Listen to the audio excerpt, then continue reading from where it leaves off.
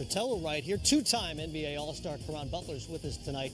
On a night the league will begin to transition back to normal, a day after the death of our colleague and friend Craig Sager, who of course passed away at 65 following his long fight against leukemia. And Caron, you played in the league so long, to have crossed paths with Craig so many times over the years. What will you remember about all those interactions? Just, first and foremost, my hearts and prayers, go out to the Sager family. And it's a huge void.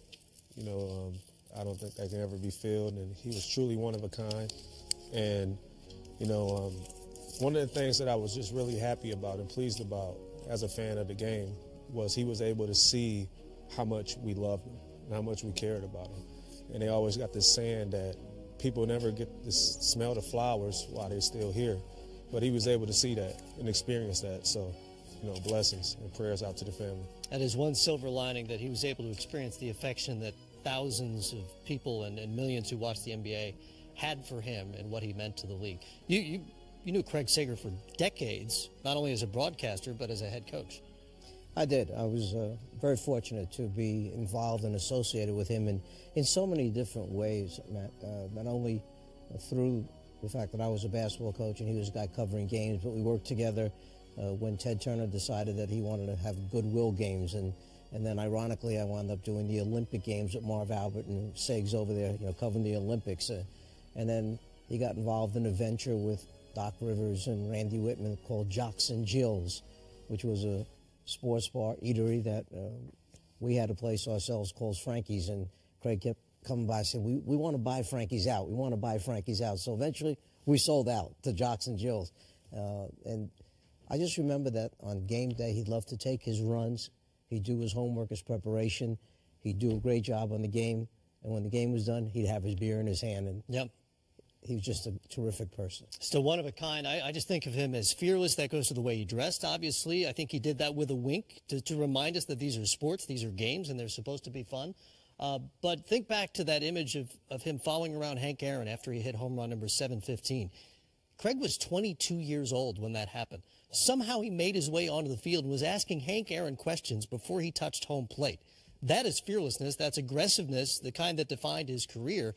The other thing that occurred to me, when I started reporting for Major League Baseball, they would say, what time do you want to go to the ballpark? And I'd have a time in mind. Well, Craig had been going like 2 hours before that time, not because there's any productive work to be done there, but because he wanted to be in the middle of the action. He really loved sports.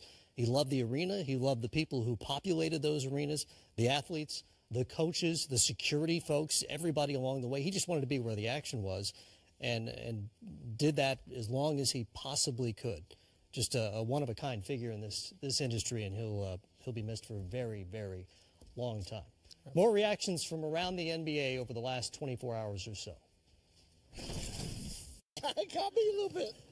I know you're emotional watching that because you worked with the man. You worked with him at TNT back in the day. Well, I worked with him at TNT for the day, and he was working with Dick Stockton and Hubie Brown, and I was with Kevin Harlan and Doc. And so we were always trying to compete with those guys. I was the A team, we were the B team. And no matter what you did, man, Sager wasn't dressing crazy, thank goodness, because I didn't have he made a lot more money. He's just one of the greatest to ever do it. And it was always great to see Craig come around and what he did for this game. Like you said, the colorfulness that he had in his suits, but he was just a colorful person. Always bright, always happy. Very educated on the game too. So everyone loves seeing him come around. So it was definitely a sad day in our sport. And we mourn his loss. But while we considered a moment of silence, we thought it would be more appropriate, given the way Craig lived his life and the joy that he brought to so many people, to have a moment of joy instead. So I'd like all of you to join me in an applause for a great man and a life well lived. Thank you.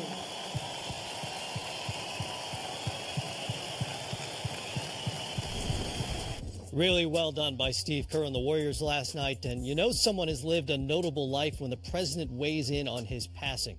The nation's first hoops fan, President Barak Obama, tweeted today, "The suit said it all, colorful, fun, a little outlandish. That's what sports should be. Thanks, Craig Sager. We'll all miss you."